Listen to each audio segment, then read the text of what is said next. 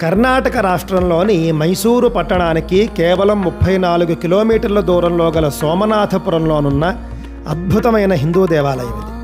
ఇందులోని ప్రధాన దేవుడు చెన్నకేశవస్వామి.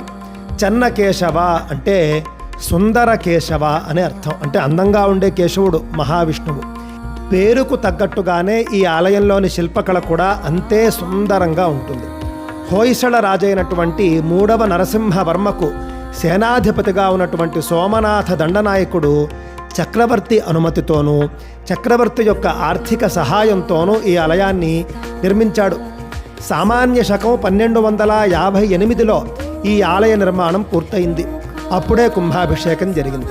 అంటే దాదాపుగా 767 సంవత్సరాల వయస్సు గల ప్రాచీన ఆలయం ఇది. ఈ ఆలయంలో కొన్ని వేల శిల్పాలు చెక్కబడ్డాయి. ఆలయం పూర్తిగా మహావిష్ణువుకి అంకితం చేయబడింది. ఈ ఆలయం ఉన్న ఊరు పేరు మాత్రం సోమనాథపురం. నిర్మించిన సేనాధిపతి పేరు సోమనాథ దండనాయకుడు.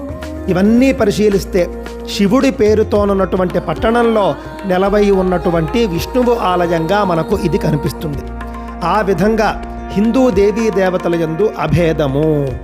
ఈ ఆలయాన్ని 2023లో యునెస్కో సంస్థ ప్రపంచ వారసత్వ సంపదగా గుర్తించింది.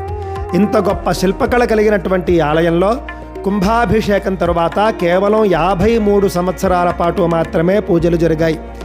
సామాన్య శకం 1311లో అప్పటి ఢిల్లీ సుల్తాన్ అల్లావుద్దీన్ ఖిల్జీ సేనాధిపతి అయినటువంటి మాలిక్ కాఫూర్ ఈ ఆలయంపై దాడి చేసి ఆలయంలోని విగ్రహాలన్నింటినీ కూడా పూజకు పనికి రాకుండా ధ్వంసం చేశాడు. అంటే విగ్రహాలు ఉంటాయి కానీ ఏదో ఒక చోట పగలగొట్టబడి ఉంటాయి. మళ్ళీ 1326లో మహమ్మద్ బిన్ తుగ్లక్ ఈ ఆలయంపై దాడి చేసి మరింత విధ్వంసం సృష్టించాడు.